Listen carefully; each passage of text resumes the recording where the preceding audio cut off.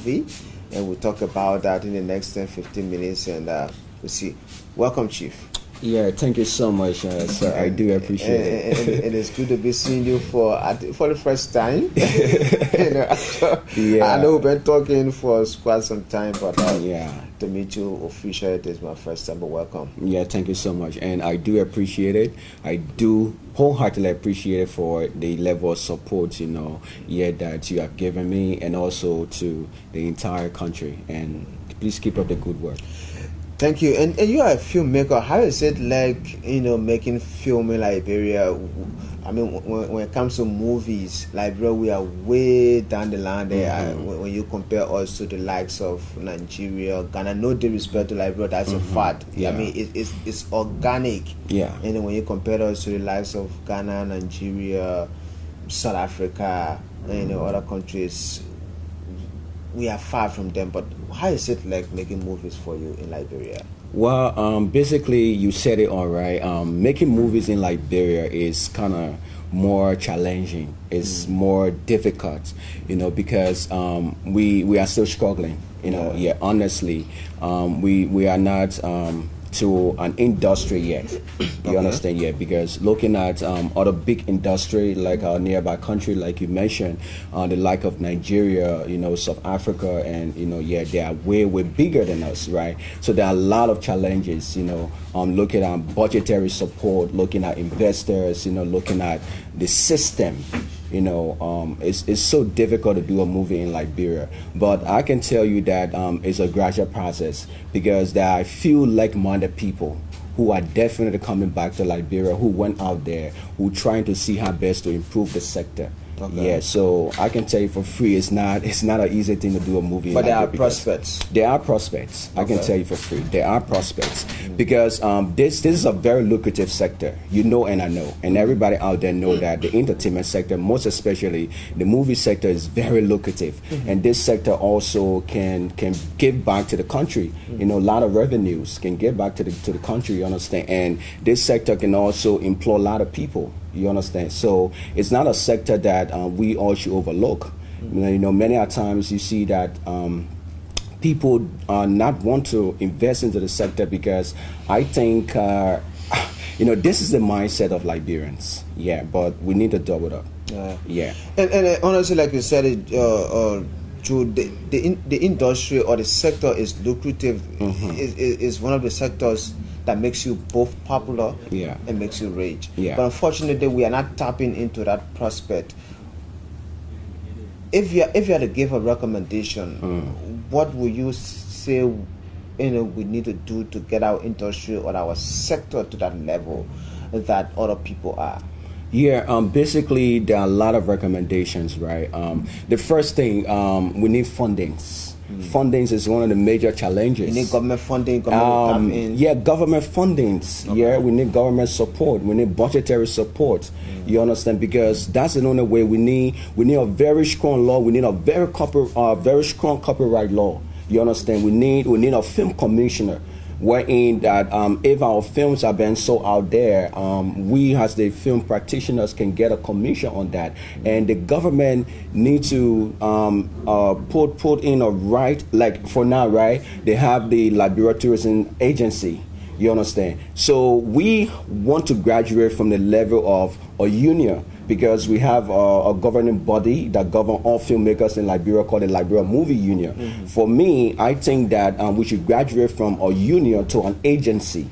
You understand? Established by the government. Regulated by the government. You understand? Now they have the Liberia Tourism Agency, wherein I think of recent those designated nominees, I think they have been confirmed. Yeah. So you understand? So there are a lot of things we need. Once the government is backing us. You understand? Once the government is backing us, we can give a lot of revenues back to the country. We can give a lot of revenue back to the government. You understand? And government should not only give us the support, but they should give us the entire backing, and they should create a system. Because for now, we might have the equipment, but not just standardized equipment. There are few people in Liberia that have up to state-of-the-art equipment, because to shoot a movie is not a child play. You know, it requires a lot. And that's one equipment is one of the aspects of the movie thing, but also the cast.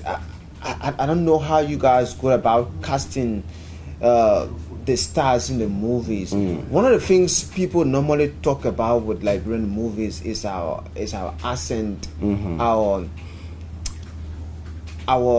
pronunciation, the way we speak. Normally people say we don't speak good English. If you watch a typical Liberian English, if they try to speak standard English, they want to sound Ghanaian, they want to sound Nigerian, they want to sound American. How are we working to ensure that we maintain our accent, we maintain our real selves in our movies? Yeah, so I can tell you for free, right? There are a lot of talents in Liberia, and we are definitely on a revolution. Filmmakers of Liberia now, we are definitely on a revolution, in the sense that there are a lot of efforts we are putting in, right? When it comes to, we have a lot of good story. I can tell you we have very, very good story, untold story that the world needs to see. You know, we need to talk. There are a lot of things that happen in Liberia. Our cultural values, we need to show it out there to the world. You understand? Sure. And then actors, actresses, the directors, the producers, we are definitely ready for this. So the accent is up to standard. There are some Liberian movie, when you watch it, let's look at our recent movie called House of Secrets.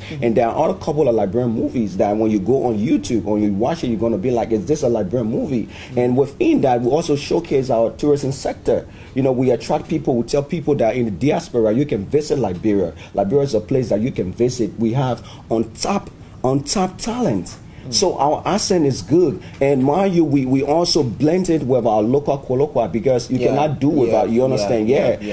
No matter what, we just have to spice it up. We speak the standard English, we put local of our vernacular in it, and we also put colloquia in it. And Johnson, I want to agree with you, because also, for example, if you watch the Ghanaians or the Nigerian movies, it's not that they speak better than Liberia. I want to disagree with that. But one thing they've tried to do over the years is to make people to know their tongue, to make people to understand their accent. So a Nigerian man will speak his pidgin, and everyone understands it. It's because a lot of people are watching Nigerian movies, so they listen to a lot of people speak pidgin. I know initially there will be a subtitle coming under it. So if we are making our own movies with our colloquial, but there should be a subtitle under it. So someone who doesn't understand, you can see the subtitle. And you see the subtitle. Are we working on those kind of most definitely we are. Like I said, our recent movie House of Secrets is there. The Pele vernacular was spoken in it. You understand? It also the Kodokwa. Because mind you, Liberia Kodokwa is very sweet. Now, you find a lot of people around the world, and now see the funny reality fact about it. Nigeria now is kind of like directing their content creation to Liberia. You know, in terms of our tongue, our way we speak, our Kodokwa, you understand? And there are a lot of people coming out here, they love our accent. The reason why you see a lot of people doing our traditional weddings, they would dress like Nigerians, because of what they see is what they hear. You hear people saying Atasa. I think you hear, you hear people saying, all those funny. It's not Liberian. So we have to put more of our stuff in it, no matter what, so that people, because that people want to hear new things. People want to see new things. I mean, from the beginning, let's forget how people say, Liberians talk fast. Let's forget about that. People say Liberian talks fast, you don't understand. Even when a Cameroonian come and speak here, you won't understand. You'll struggle, you understand. I said somebody, but Liberia Kodokwa is unique. Our stories are unique. We have untold stories. So we as filmmakers, it is also upon us to tell our story in a unique way. Why is stopping us from telling our story? We have to tell our story to the world. We cannot tell like a Nigerian story. You understand? We cannot. Let's tell Liberian stories. But I also think is that singular thing you mentioned earlier, support, financial support, and most also definitely moral support. If one of us join our arts together, put all hands on decks and say, okay, we're going to watch Liberian movies, we're going to support Liberian movies. But what I see is that support is not there, that financial support is not there, that moral support is not there. Maybe because we're not making heart-touching movies? You think so? No, I just think Liberians as a whole, we are too fond of supporting foreigners more than we Liberians. Okay. That's the major problem in Liberia. Okay. You understand? I can tell you for free. Okay. We are too fond of supporting foreigners than our own. It's not bad to give. I mean, we all can watch Nigerian stuff or other country stuff, but I mean, you will see Liberians even putting money, gathering money, huge amount of money. Bring these guys in Liberia, give them this money. But when you can you do it for our people? No. So what we have to do, like you said, the moral support, the financial support. Many a times it pains my heart a bit if I go out, I see some of these kids that are talented, or people that are talented. You have choreographers, you have dancers. Now Liberians now are doing content creation. You see people passing, you're go full, you're ready, know, you're ready, Liberia working. I mean, I can tell you for free, let me say this. People say Liberia killed dream. It's a lie. It's you, your individual, that killed your dream. No matter what kind of environment that you find yourself in, when you are not committed, when you are not passionate, you understand, most people want instant gratification. Sometimes they're doing things 1-2 years, they just want to think that it should happen for them. That's the reason you see people say Liberia kill dream, but Liberia doesn't kill. I can tell you, Liberia doesn't kill dream. It's the individual themselves, because what they're expecting, they just want quick recognition. But we Liberians, let's support our own. Liberia is all we have. We cannot keep supporting. Look at Emmanuel. See these kids. You see Anti-Success. They have more talented people in Liberia. Nigerians are not more talented than us. They are they are doing repetitions of stories. You see, if you watch Nigerian movie nowadays, they are repeating stories. It's because of the market. They don't care about something, but they just want, it's the market. There's what the market want. You see that they have a lot of romances in the movie. They have a lot of news in the movies. It's because that's what the market wants. You understand that they're chasing the money, but they can do it more than us. So we have to support our own. Let's put aside our next city. That's what's up in this country, and let's put aside politics. We don't do politics in Liberia. We do hate. That's what we are. We are very old as a country, but because it's a generational thing. That's why this country is backward. So if we try to support each other, no matter which country we find ourselves, no matter which political party we find ourselves, I think Liberia will move forward. Yeah, and I agree with you, but I get a piece of that movie, and I hope you give us the right to share. Yeah, I do, and after we're going to talk off air, because we want to have the screening here also. All right, so let's get a few bars of that movie, and then we'll come back shortly. You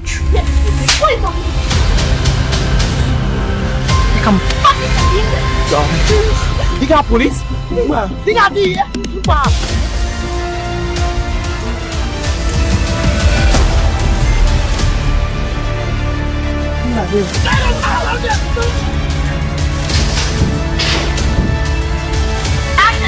Stop it.